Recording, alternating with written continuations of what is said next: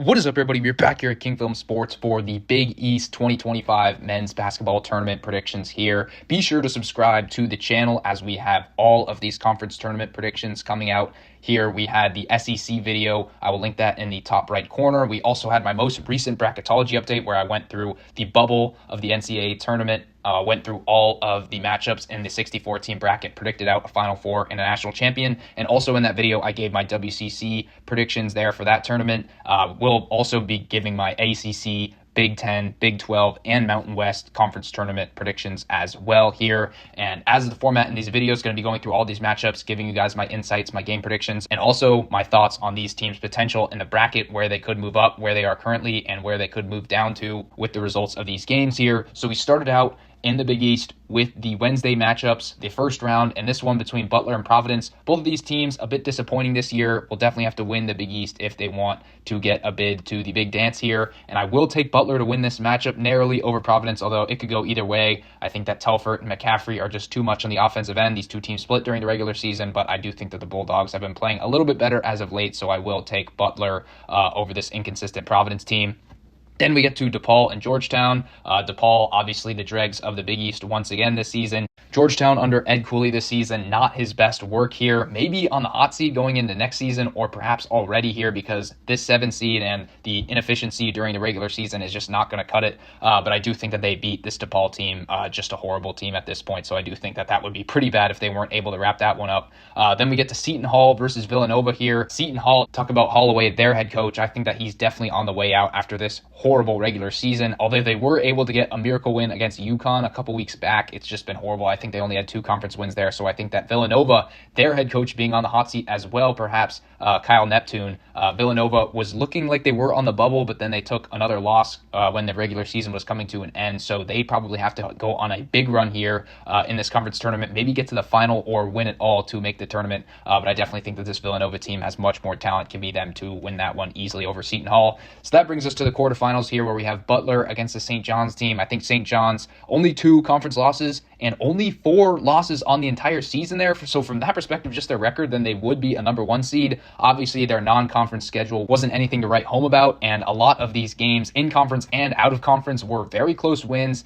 Don't take those away from them. That definitely says a lot about their late game execution under Rick Pitino, but that just is what it is here, so we will see if they can keep winning close, but I think that they definitely win over this Butler team there to advance to the second round. Then we've got Marquette versus Xavier, and this is a very intriguing quarterfinal matchup. You've got the Xavier team on the bubble. They've been surging as of late. Fremantle in his 6th year in college, I believe, just going off in a lot of these games here now that he's healthy. And this Marquette team, they were perhaps the best team in the Big East in the non-com, but then a couple baffling losses and brutal performances here in the conference schedule. Now they're down to 5th. Here, they're probably around a 6 or a 7 seed in the NCAA tournament going into this bracket, but if they do win the Big East, maybe they can climb to about a 4 or 5. Cam Jones is just carrying this team at this point. You've got Ben Gold at the big position, but I think that it's going to be all Cam Jones, and I think that he leads them over this Xavier team there, killing Xavier's bubble hopes, but we will see what other results happen there. I definitely think that Xavier has a shot in that matchup, but I do think that Marquette with Cam Jones gets that one done very close in that one, along with their defense under Shaka Smart.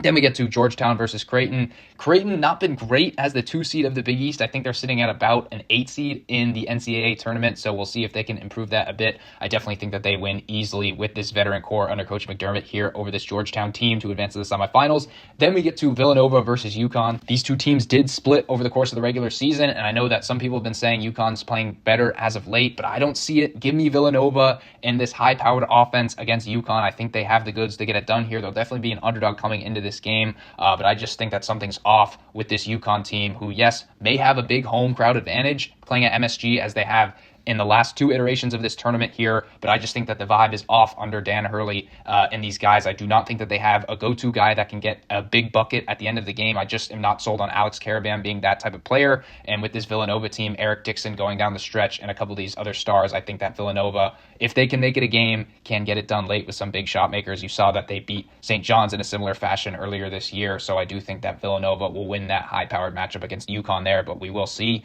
Then we get to the semifinals here, where we've got St. John's versus Marquette, and this one obviously happened earlier today, Saturday, if you're watching this later on, where Marquette and St. John's went to overtime in Milwaukee, and we thought they were potentially going into double overtime after Marquette gets the rebound, but then the ball gets stolen, and then St. John's puts it up there to win it. So that was just soul-crushing for Marquette, and just another great win for the St. John's team. And ultimately, I do think that R.J. Lewis and Kadari Richmond will have too much for this Marquette team once again. Cam Jones had to drop 30-plus points just to keep Marquette into that matchup. They can definitely beat the St. John's team, as I think the first time that these two teams played, it was only a few-point margin in that matchup. But you also factor in the home court advantage for the St. John's team. I think that just adds another layer. I think that MSG will be buzzing with support for this St. John's team. So I do think that they narrowly beat Marquette, although I think it's a very defensive affair, perhaps a little more low scoring than we saw today, maybe in the 60s. But I do think that this Red Storm team just a little bit better on the defensive end, especially. So I do think they get it done in advance of the final there.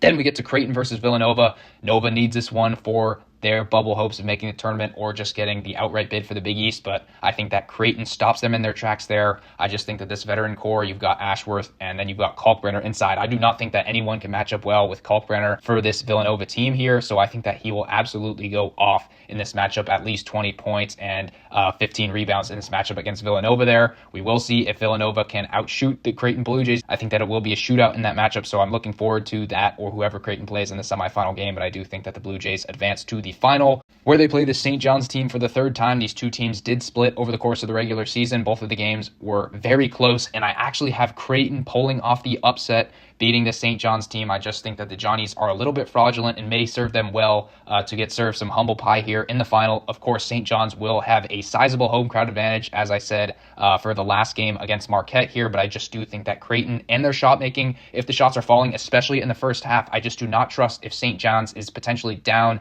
8 to 10 points or more, hitting some big shots to get back in the game. So as long as St. John's is winning throughout, or at least it's a close game, I do trust them on defense, but I just see the potential offensive dynamism of this Creighton team and Coach McDermott putting up a great game plan against Rick Pitino and St. John's here. So I do think that Creighton gets it done. I see a lot of value for them winning the tournament, potentially rising to a 6 or 7 seed in March Madness. But we will see there. I definitely think that it is a tough path for St. John's, not in the first round, but potentially facing a feisty Xavier team or this Marquette team who they beat close twice. Whereas for Creighton, they've got potentially Georgetown or DePaul in the first round, and then you've got that Nova UConn winner. Yes, that's a tough game, but I feel like St. John's has the tougher path, and ultimately I just see a lot of value in Creighton here, potentially hoisting up this Big East trophy in MSG there. So with all that being said, let me know what you guys think of my predictions in the comments down below. Be sure to like and subscribe to the channel if you guys enjoy this content, and let me know what you guys think in the comments down below. I'll see you all in the next one.